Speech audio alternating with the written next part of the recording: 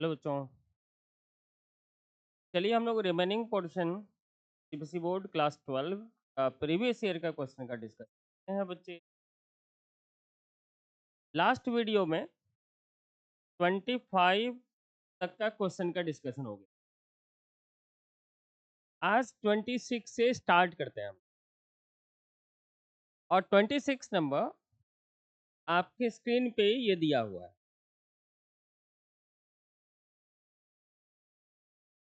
26 number में कह रहा है बच्चे कि अल्कोहल है H प्लस आयन और 443 केल्विन टेम्परेचर पे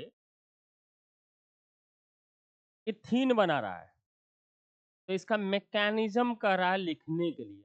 मैकेनिज्म प्रॉपर वे में लिखना है, सुंदर सा हैंडराइटिंग से लिखना है, नीट एंड क्लीन लिखना है बच्चे, तो नंबर ज़्यादा मिलेंगे आपको। चलिए इसका डिस्कशन कर लेते हैं। इसका मैकेनिज्म क्या है। मैकेनिज्म में आपको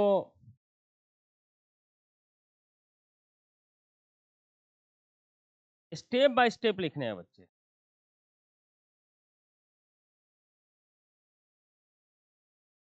फर्स्ट स्टेप,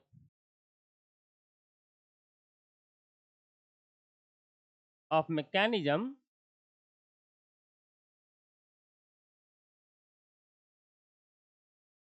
पहला लिखना है प्रोटोनेशन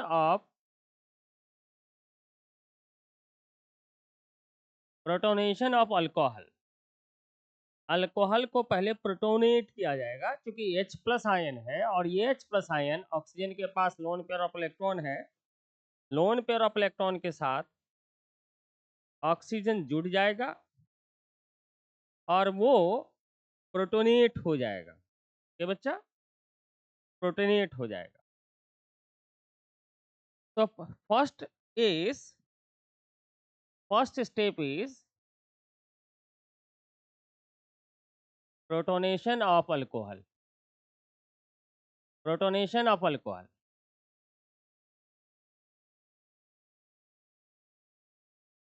अब इसको इस तरह से लिखने हैं। ये अल्कोहल है जो दिया गया है, इथेनॉल।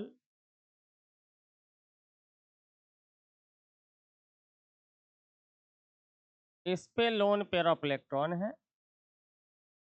H plus ion. ये lone pair of electron H plus ion को डोनेट करेगा और अल्कोहलिक ग्रुप प्रोटोनेट हो जाएगा और ये फास्ट हो, और ये आपको लिख देने हैं CH3 CH2 OH2 इस पे प्लस। तो पहला स्टेप क्या होगा? Protonation of alcohol. Second step होगा इसका, step number 2, formation of carbocation. Formation of carbocation. Carbocation का फॉर्मेशन।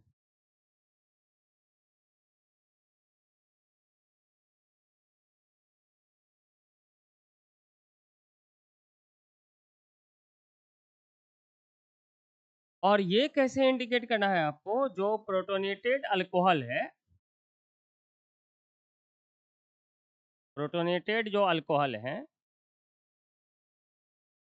उसमें हेट्रोलिटिक फ्यूजन होगा कार्बन और ऑक्सीजन के बीच, और ये इस तरह से कार्बोकेटाइन बनाएगा और H2O रिलीज हो जाए।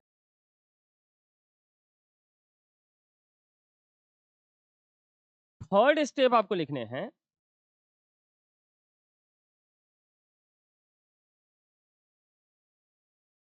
Elimination of proton. Elimination of proton, deprotonation.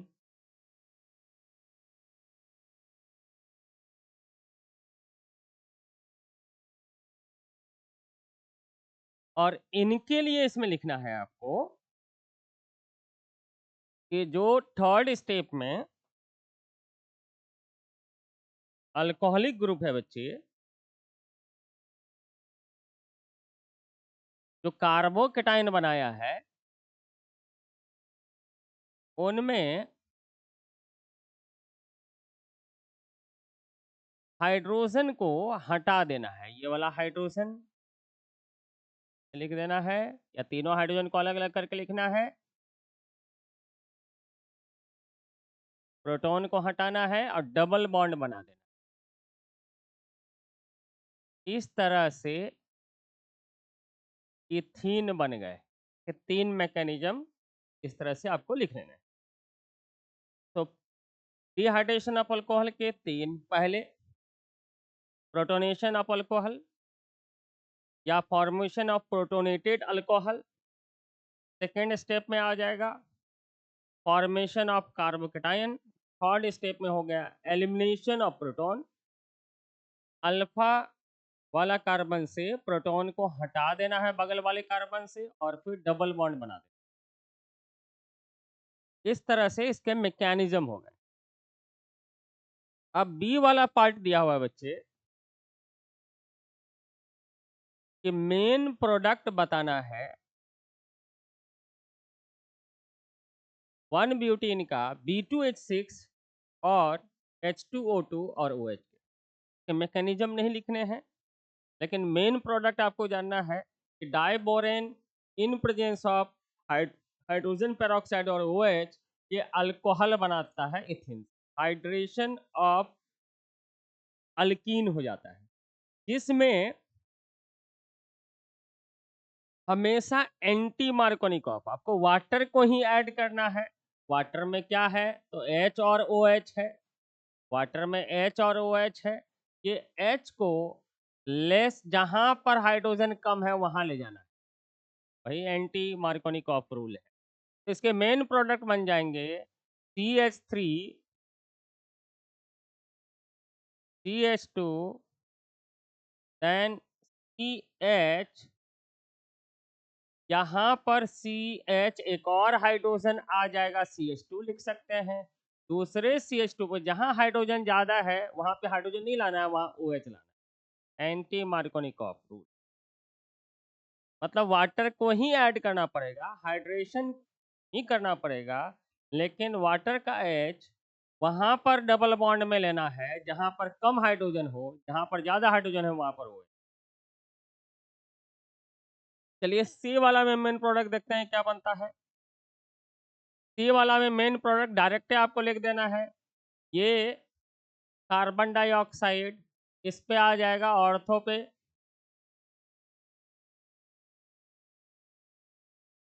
ऐसे आपको लिख देने हैं। OH बाद में H पर साइन लाया ही है, ऐसा बन जाएगा सैलिसिलिक एसिड। तो क्वेश्चन नंबर 26 के डिस्कशन हो गए।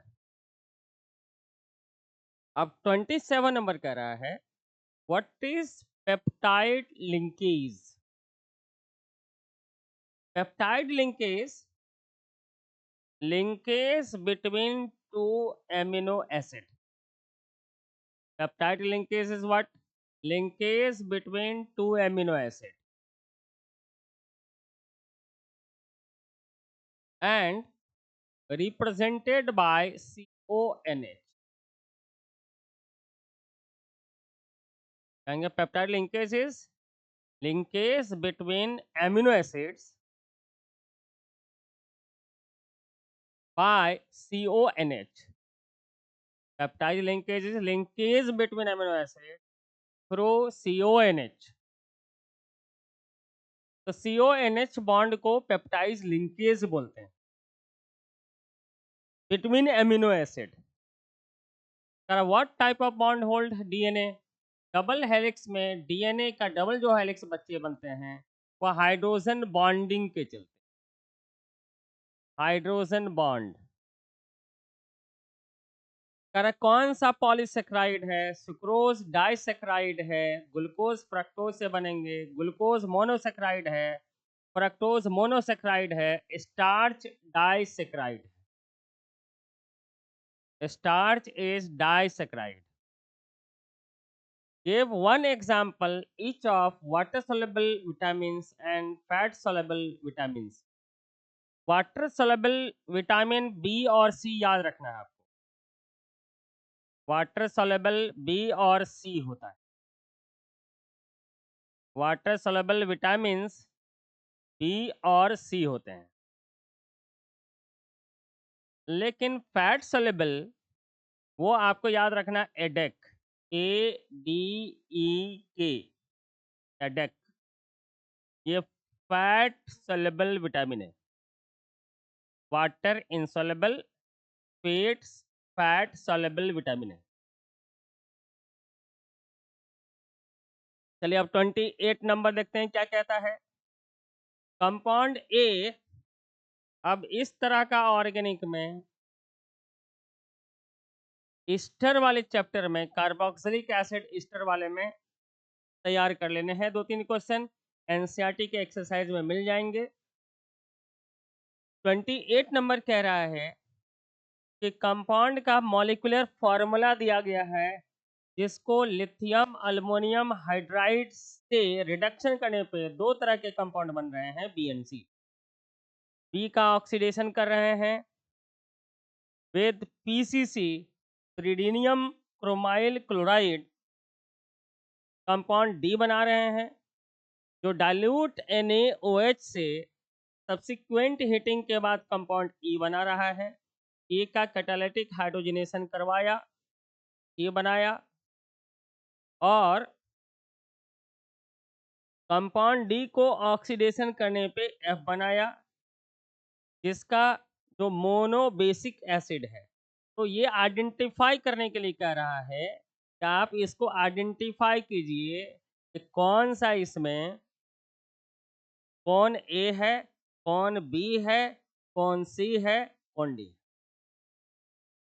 तो चलिए इस पर डिबेट कर लें। अच्छा क्वेश्चन है ये 28 नंबर।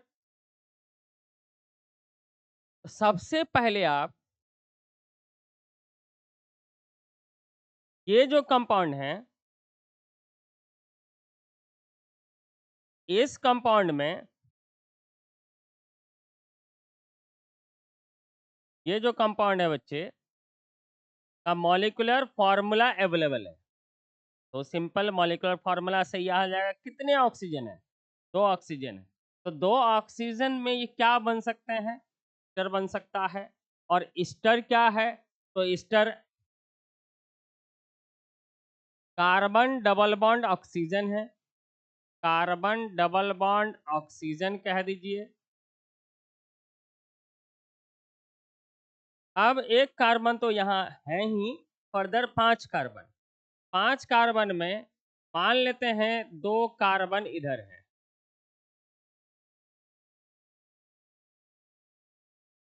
तो 3 कार्बन हो गए। अदर 3 कार्बन इधर जोड़ दी, तो टोटल कार्बन कितने हो गए, 4 + 2 6 हो गए। तो यहाँ पर ऐसा कहा जाए, अब इसका फॉर्मूला चेक कर लेते हैं कितना होगा।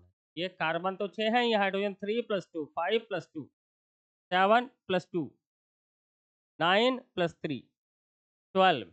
तो हाइड्रोजन 12 हो गया, ऑक्सीजन 2 है। तो इस तरह के, या इनका एक CH2 को उधर भी ले जा सकते हैं। अब चलिए अगर ये कह रहा है कि इनका अगर लिथियम अल्मोनियम हाइड्राइड से कंबाइन करवाया जाए, लिथियम अल्मोनियम हाइड्राइड से अगर कंबाइन करवा दिया जाए, लिथियम अल्मोनियम हाइड्राइड से अगर कंबाइन करवा दिया जाए, तो लिथियम अल्मोनियम हाइड्राइड से कंबाइन करवाया जाए, तो आप ये जानते हैं अल्कोहलिक, ये जो ईस्टर है वो रिड्यूस होकर के अल्कोहल में बदलेगा। तो एक तरफ CH3CH2OH बनेंगे, दूसरी ओर तो ये मान लेते हैं ये अपना B बना, सी वाला इसका अल्कोहल बना लीजिए, CH3 CH2 CH2 then CH2OH, ये अल्कोहल बन गए। कह रहा बी पीसीसी से, तो पीसीसी अल्कोहल को ऑक्सीडाइज कर देगा अल्डिहाइड में, तो अल्डिहाइड में इसको ऑक्सीडाइज करवा लें, एसिटल्डिहाइड बनेगा, तो ये आ गया आपका डी। अब डी का डाइल्यूट NaOH के साथ रिएक्शन करवाइए, तो ये अल्डोल कंडेंसेशन देगा। अल्डोल कंडेंसेशन में इस तरह से अल्फा बीटा के बीच डबल बॉन्ड बन जाएगा।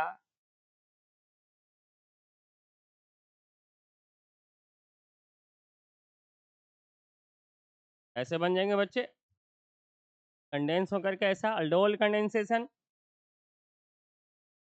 अब इसका कह रहा है चलिए ये हीट करने पे ही ये एल्कीन बनेगा, अल्फा और बीटा अनसैचुरेटेड अल्डिहाइड, इनके अल्डोल कंडेंसेशन से ये बन गए। अब कह रहा है इसका कैटालिटिक हाइड्रोजनेशन करवाया, हाइड्रोजन को ऐड करेंगे तो ये हट जाएगा बच्चे। तो चलिए अगर ये हट रहा है तो बन जाएगा CH3 CH2 CH2 CHO, ऐसा बन गया। अब जो डी है ऑक्सीडाइज फर्दर टू गिव, अगर डी का मतलब ये एसिटिक एसिड, इसको ऑक्सीडाइज करेंगे KMnO4 से तो बनेगा एसिटिक एसिड, ये एसिटिक एसिड बन जाएगा। तो ये अपना आ गया बच्चे क्या, डी से एफ आ गया। चलिए ये ए है, ये बी है, ये सी है, ये डी है, ये अपना ई है और एफ है, सभी मिल गया ना। इनका मॉलिक्यूलर वेट, एफ का मॉलिक्यूलर वेट 60 है। तो इस तरह से हम लोग आइडेंटिफाई इसको कर सकते हैं। क्लियर हुआ। सबसे पहले C6H12O6 स्ट्रक्चर लिख लिया, लिथियम अल्मोनियम हाइड्राइड से अल्कोहल बना लिया, फिर बी और सी बने, पीसीसी ये एसिटल्डिहाइड देता है, NaOH के साथ अगर रिएक्शन करवाएं और गर्म करें तो अल्फा बीटा अनसैचुरेटेड अल्डिहाइड देगा, अल्डोल कंडेंसेशन। इनका कैटालिटिक हाइड्रोजनेशन करवाया जाए तो ये सी ही बना रहा है। कैटालिटिक हाइड्रोजनेशन अगर करवा दें तो ये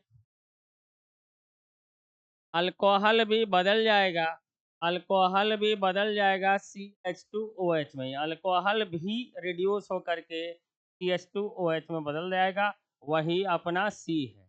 यही ये दोनों बराबर है।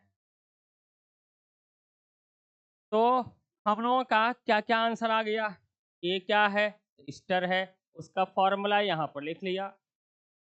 बी क्या है, तो अल्कोहल है। सी क्या है, तो ये ब्यूथेनॉल है, 4 कार्बन वाले अल्डिहाइड अल्कोहल है। ई क्या है, तो अनसैचुरेटेड अल्डिहाइड है। ओके। और एफ क्या है, तो एसिटिक एसिड है। इस तरह से ये प्रॉब्लम सॉल्व हो गई। ये प्रॉब्लम को इस तरह से आप सॉल्व कर लेंगे इजीली, एकदम आसानी से आपको लिख। चलिए अगला क्वेश्चन पे देख लेते हैं। अगला क्वेश्चन क्या कह रहा है, 28 तक का डिस्कशन हो गया है बच्चे।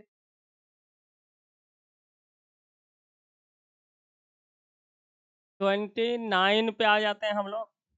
29 और 30 नंबर क्वेश्चन बच्चे, 29 और 30 नंबर क्वेश्चन केस स्टडी पे बेस्ड होगा। एक छोटा सा पैराग्राफ देगा और कहेगा कि उन पे बेस्ड 3 क्वेश्चन होंगे और तीनों बनाने हैं।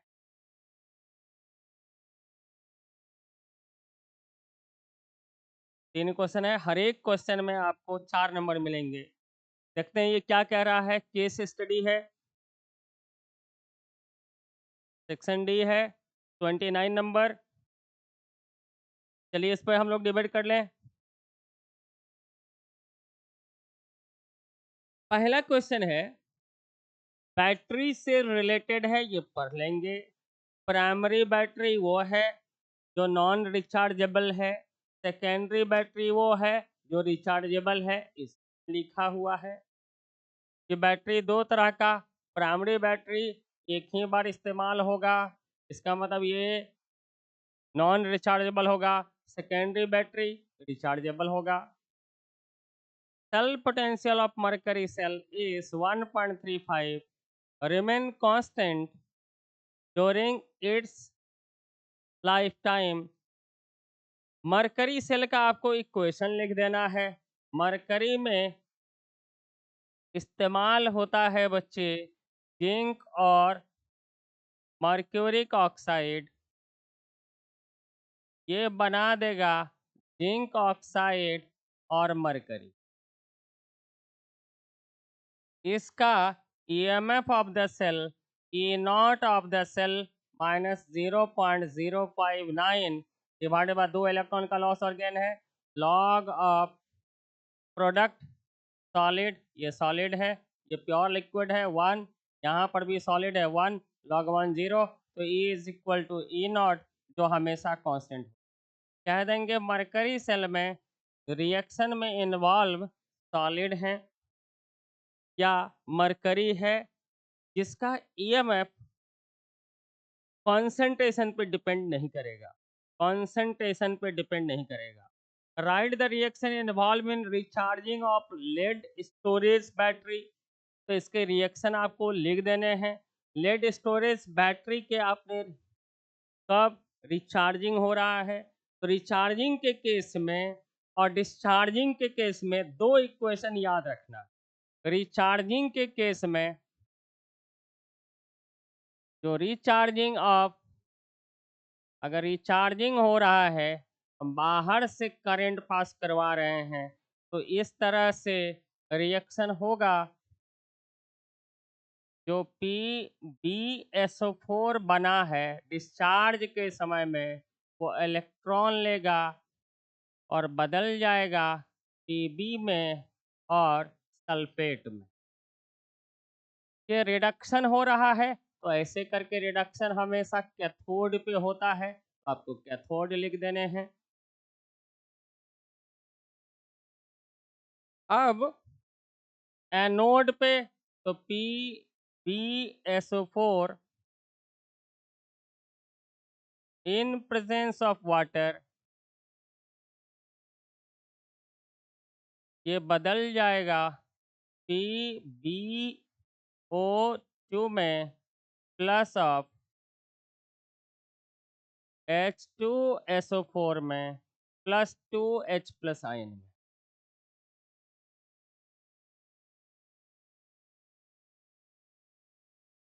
प्लस ऑफ 2 इलेक्ट्रॉन में।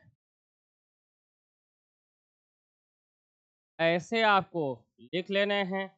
ये रिएक्शन कहाँ होगा, एनोड पे ऑक्सीडेशन होता है। रिचार्जिंग में Pb और PbO2 दोनों बन करके आ जाते हैं, तो ये रिएक्शन इन्वॉल्व है रिचार्जिंग में। अगर डिस्चार्जिंग पूछे तो इसका उल्टा कर देना है बच्चे, उल्टा कर देना है। ऑक्सीडेशन होगा तो वो एनोड बन जाएगा, इधर रिडक्शन होगा तो कैथोड बन जाएगा, तो उल्टा कर देंगे तो रिचार्जिंग का एक सिचुएशन बन जाएगा। चलिए आगे देखते हैं आगे क्या कह रहा है। ये केस स्टडी पर था बच्चे।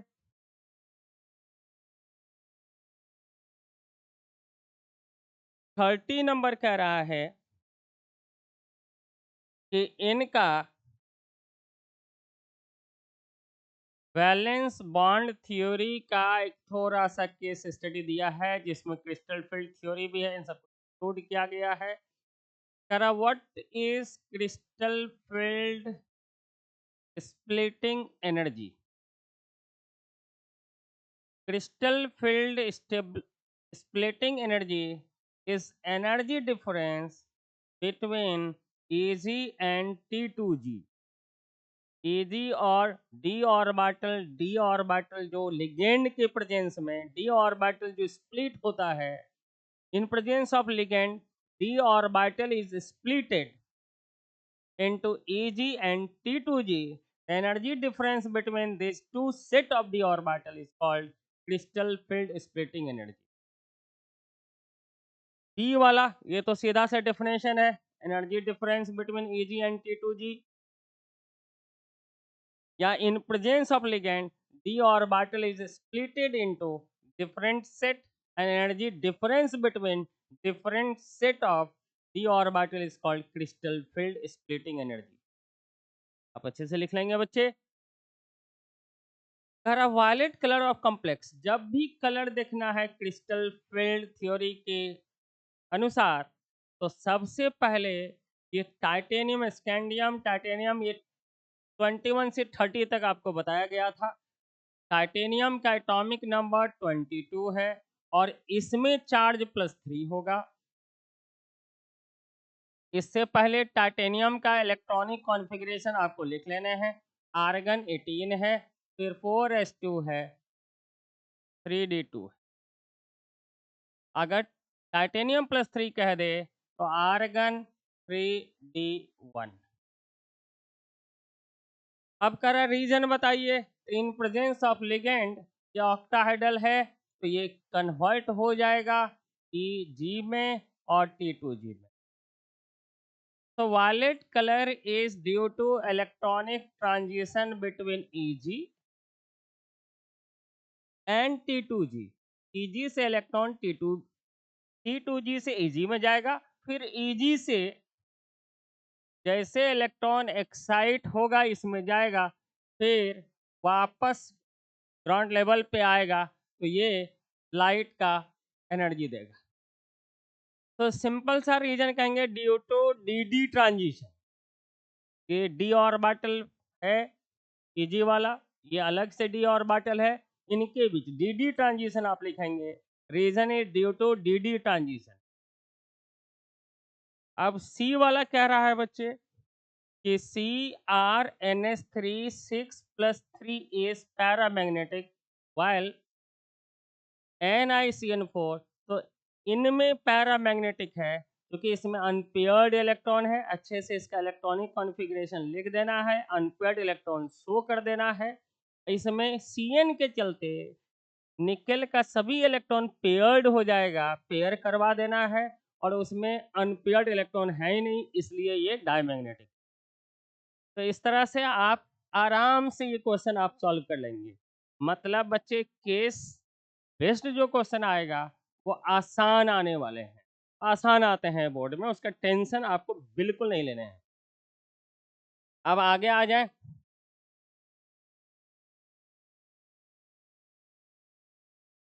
आगे ये कह रहा है, आगे कह रहा है 31 नंबर देखते हैं सेक्शन ए। इसमें 5 नंबर है, मोस्ट इंपॉर्टेंट पार्ट है। 31, 32, 33 तक आपको 5-5 नंबर के मिलेंगे। पहला क्वेश्चन है कि at the same temperature carbon dioxide is more soluble in water then oxygen, which one of them have higher value of pH। Henry law आपको लगा देना है। हेनरी लॉ कहता है कि जितना ज़्यादा पार्शियल प्रेशर होगा उतना ही ज़्यादा सॉल्युबिलिटी होगा या mole fraction of gas inside the liquid होगा। तो P is equal to Henry law constant into mole fraction. Mole fraction उसका सॉल्युबिलिटी बताएगा। तो this is equal to P divided by KH। तो हम लोग ये कह देंगे कि KH is inversely proportional to solubility at given temperature। तो अब किसका सॉल्युबिलिटी ज़्यादा है? तो कार्बन डाइऑक्साइड का ज़्यादा है, तो KH वैल्यू कार्बन डाइऑक्साइड का कम कर देंगे और ऑक्सीजन का KH वैल्यू ज़्यादा कर देंगे। इसका सॉल्युबिलिटी ज़्यादा होगा, उसका हेनरी लॉ कांस्टेंट कम होगा। अब कर how does size of blood cell change when placed in तो हम लोग क्या देंगे, जैसे इसको हाइपरटोनिक सॉल्यूशन में रखेंगे तो उसका साइज श्रिंक कर जाएगा, साइज इसका श्रिंक कर जाएगा बच्चे। कह देंगे ये हाइपरटोनिक सॉल्यूशन है, ये इसमें वाटर से सॉल्वेंट ब्लड सेल से वाटर फ्लो करेगा बाहर की तरफ, हाइपरटोनिक की तरफ, ऑस्मोसिस के चलते, इसलिए इसका साइज घट जाएगा। तीसरा नंबर क्वेश्चन कह लेते हैं, देखते हैं क्या कह रहा है। 1 molar aqua solution of electrolyte A2B3 है 60% आयोनाइज है। Boiling point of the solution, पहले elevation in boiling point calculate कर लीजिए। एलिवेशन इन बॉइलिंग पॉइंट है, कितना एलिवेशन होगा, I इंटू के बी इंटू मोलालिटी। अब I का वैल्यू, तो I का वैल्यू यहाँ से ले आए, 60% डिसोसिएट हो रहा है, तो सिंपल सा अगर कहीं पर भी डिसोसिएशन है तो I का value 1 plus alpha into n minus 1 होता है। अब 1 प्लस अल्फा का वैल्यू कितना है, तो 100 इंटू अल्फा, यही परसेंटेज होते हैं, तो ये 60 है। अल्फा का वैल्यू 0.6 आएगा, अल्फा परसेंटेज डिवाइडेड बाय 100 आएंगे 0.6। एन क्या है, तो प्रोडक्ट में 2 मिल जाएगा, ए का 3 मिल जाएगा, बी का 5 मिल जाएगा, 5 माइनस 1 कर लीजिए, तो ये आ जाएगा 1 प्लस 0.6 इंटू 4, तो 1 प्लस 2.4, तो वन टॉप फैक्टर का वैल्यू 3.4। अब वन टॉप फैक्टर का वैल्यू यहाँ पे बता दीजिए, elevation in boiling point will be 3.4, केबी का वैल्यू 0.52 दिया हुआ है, मोलालिटी का वैल्यू 1। तो जब एलिवेशन इन बॉइलिंग पॉइंट आएगा तो final boiling point of the solution, boiling point of the solution, boiling point of solution aqueous solution है, तो बॉइलिंग पॉइंट सॉल्यूशन का जितना से बढ़ा रहा है तो ये 100 में जोड़ देना है, या केल्विन 373 लिख लेना है, plus delta TB. Delta TB का वैल्यू यहाँ से कैलकुलेट करके इसमें रख देना है, तो आपका आंसर आ जाएगा। या इसमें ये भी ऑप्शन दिया हुआ है, जो आपको सुटेबल लगे वो प्रॉब्लम कर लेने हैं बच्चे, जो आपको सुटेबल लगे वो प्रॉब्लम कर लेते हैं। बी वाला में और करके दिया हुआ है वेपर प्रेशर, तो ये कई बार आपने आइडियल सॉल्यूशन का एक केस आपने सीखा है कि टोटल वेपर प्रेशर अगर पूछ रहा है mole fraction in vapour phase, इसके लिए total pressure into mole fraction in vapour phase is equal to partial pressure होते हैं। टोटल प्रेशर पहले कैलकुलेट कर लीजिए रॉल्स लॉ लगा करके, तो P nought of A into X A plus of P nought of B into X B. Simple है बच्चा ना, एकदम आसान है, आप खूब पढ़े हैं, ये सब एकदम आसान सा है। आइडियल सोल्यूशन में दोनों अगर वोलेटाइल है, दोनों का वेपर प्रेशर दिया है प्योर फेज में, तो इस तरह से लिख लीजिए। अब मोल फ्रैक्शन का वैल्यू दोनों का बैठा दें, तो 75 ए का मोल फ्रैक्शन, तो ए का मोल फ्रैक्शन बताइए कितना है, 0.4 है, तो 0.4 से मल्टीप्लाई कर दें। बी का 25 वेपर प्रेशर है, तो वो 0.6 आ जाएगा। इससे टोटल वेपर प्रेशर इधर 30 आ जाएगा,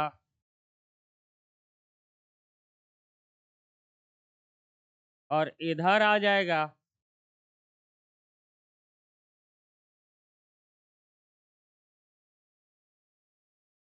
इसको सिंपलीफाई कर लीजिएगा,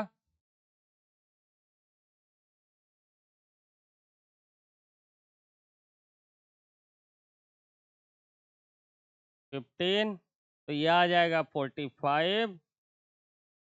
टोटल वेपर प्रेशर आ गए बच्चे, टोटल वेपर प्रेशर अगर आ गए तो mole fraction of A in vapour phase, A का अपना वेपर प्रेशर आया 30, टोटल इतना है, किसी एक का अपना vapour pressure divided by total pressure, P A divided by P total, तो इनका वैल्यू 30/45,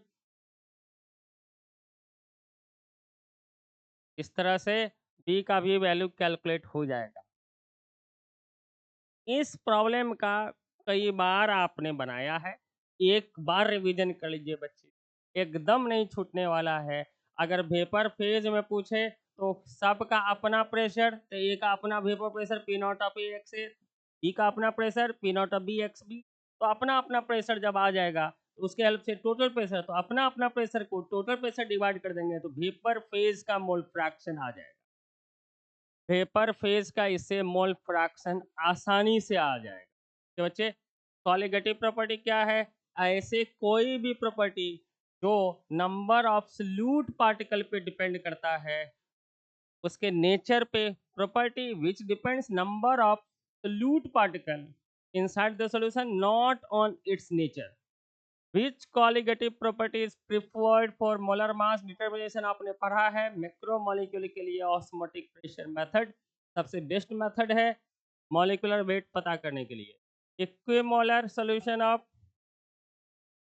आइसोटोनिक क्यों नहीं है? क्योंकि NaCl डिसोसिएट हो जाता है Na प्लस और Cl माइनस में, because of NaCl is dissociating into Na plus and Cl minus, glucose is non electrolytic नहीं होता है।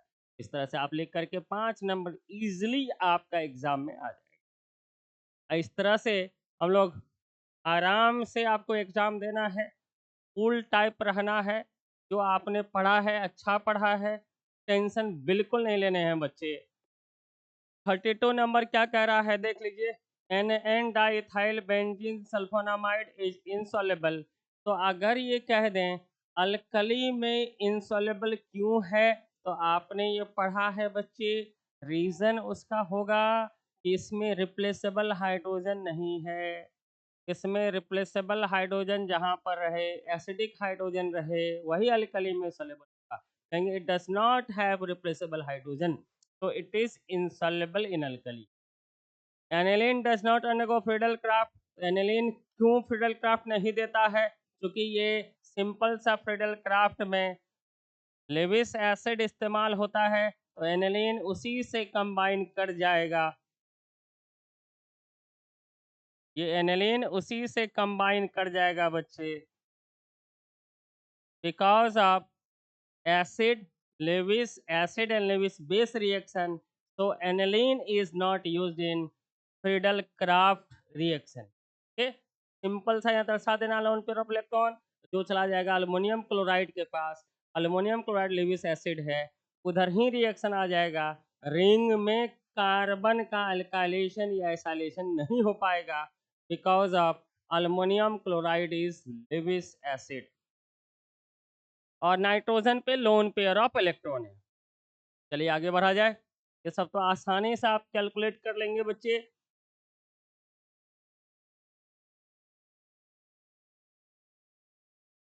आगे कह रहा है मिथाइल अमीन एंड एनिलीन का केमिकल टेस्ट लिखिए जो इसको डिफरेंशिएट कर दे, जो इसको डिफरेंशिएट कर दे।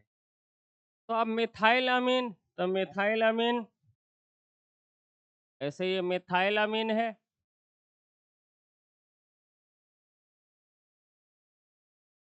दूसरा एनिलीन है,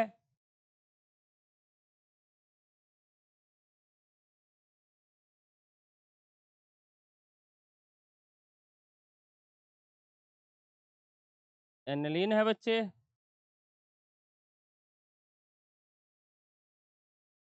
इनका डायरेक्ट आप क्लोरोफॉर्म और KOH से कंबाइन करवा दीजिए, तो मिथाइल आइसोसाइनाइड देगा,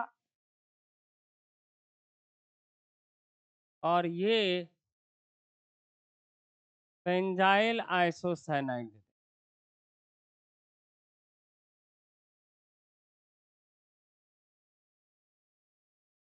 दूसरा ये इसको अगर जलाएंगे तो सूटी फ्लेम देगा, ये एरोमेटिक है इसलिए फ्लेम देगा, ये सूटी। कोई भी एक चीज आप लिख सकते।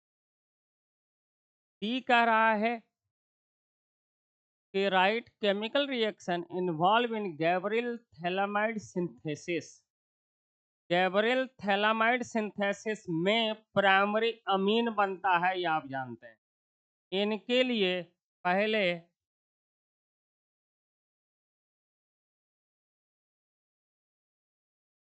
इस तरह से आपको थैलामाइड बना देना है।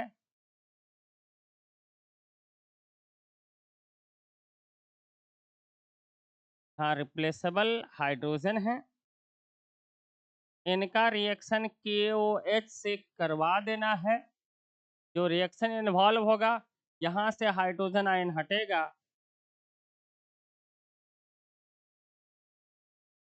और नाइट्रोजन पे माइनस चार्ज आ जाएंगे।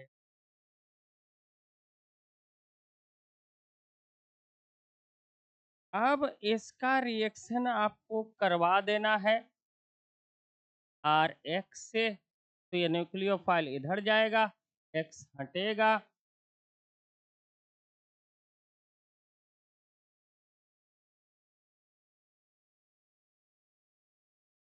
अब नाइट्रोजन अल्काइल ग्रुप के पास आ गया। इनका हाइड्रोलाइसिस करवा दीजिए। Hydrolysis water in presence of H+ ion, तो ये बन जाएगा RnH2 प्लस जामाइड है, तो ये टूटेगा ही टूटेगा फैलिक एसिड में। प्राइमरी अमीन बनाने का एक तरीका आ गया। प्राइमरी अमीन इस तरह से बन जाएंगे। प्राइमरी अमीन इस तरह से बन गया, तो ये तो अपना ये हो गया। ई कह रहा है how will you convert aniline to para bromo aniline. तो इसमें क्या करना है बच्चे, एनिलीन स्ट्रॉन्ग एक्टिवेटर है, इसको मॉडरेट बना देना है। एसिटिक एनहाइड्राइड से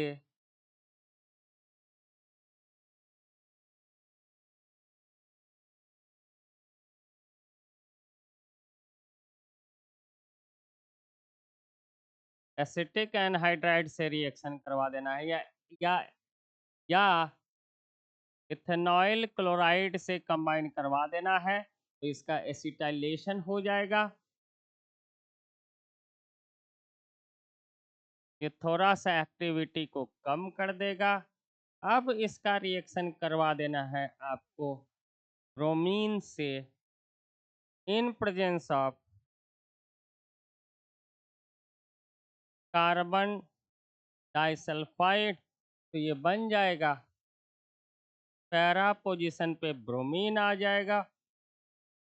फिर हाइड्रोलाइसिस करवा देना है। हाइड्रोलाइसिस करवा देना है, तो ये H2O और H+ आयन इस तरह से ब्रोमीन पैरा पोजीशन पे आ जाएगा।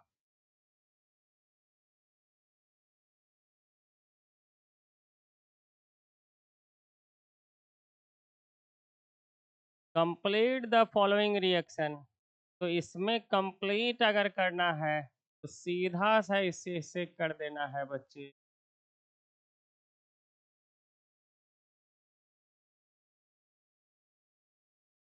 क्लोरीन लग जाएगा। उसके बाद कह रहा है NaNO2 और कॉपर के साथ इसको हीट करना है, तो अल्टीमेटली क्या बनेगा ये आपको खुद पता है, कहने की जरूरत। चलिए अगर बेंजोइक एसिड अगर कह दें, बेंजोइक एसिड अमोनिया के साथ कंबाइन करेगा, तो ये बन जाएगा, जहाँ पर भी कार्बोक्सिलिक एसिड है, तो ये आपने पढ़ा है कि जहाँ पर भी कार्बोक्सिलिक एसिड है, अमोनिया अमाइड बना देगा। बस OH को हटा करके NH2 लगा देना है। OH को हटा करके NH2 लगा देना है। जहाँ पर भी बच्चे, जहाँ पर भी अगर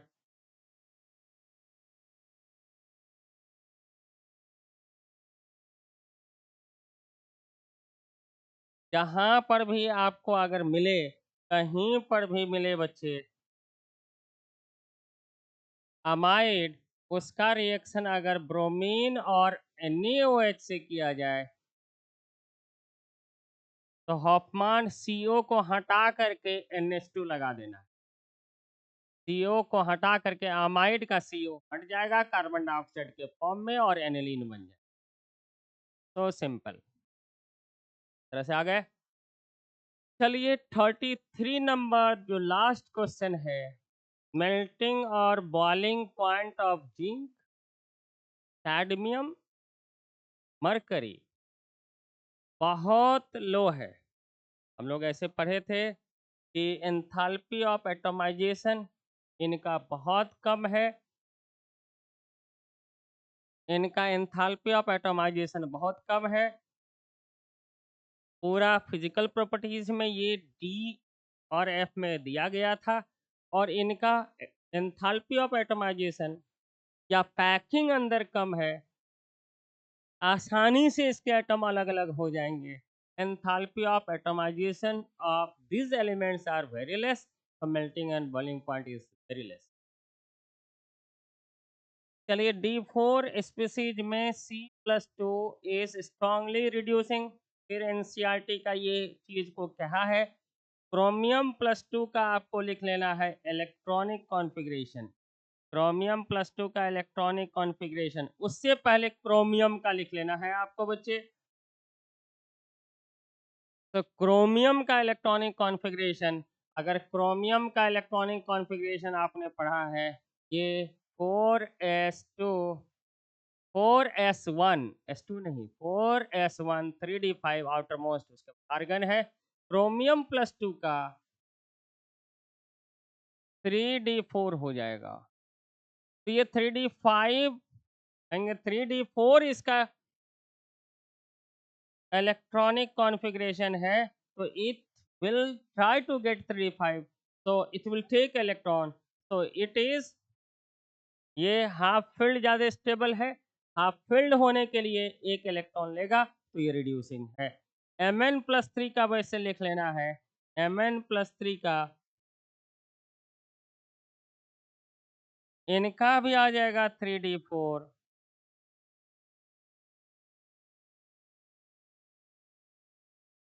Mn में ये +2 की तरफ जाना चाहेगा क्योंकि Mn+2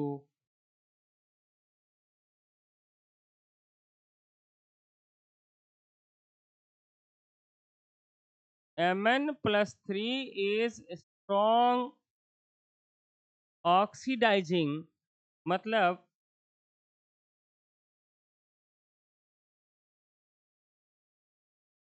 ये इसका रिडक्शन पोटेंशियल बहुत ही हाई होगा ताकि ये Mn+2 में बदले, Mn+2 में बदलना चाहेगा।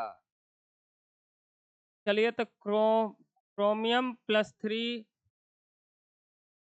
स्ट्रॉन्ग रिड्यूसिंग है, तो इसका तो चर्चा तो हो गया है बच्चे। जनरली आपको इलेक्ट्रॉनिक कॉन्फ़िगरेशन पे आ जाना है, इलेक्ट्रॉनिक कॉन्फ़िगरेशन से कर लेंगे। ई नॉट वैल्यू ऑफ कॉपर +2, तो कॉपर 3 है because of high enthalpy of hydration. Enthalpy of hydration बहुत ही ज़्यादा है कॉपर +2 का, ये आसानी से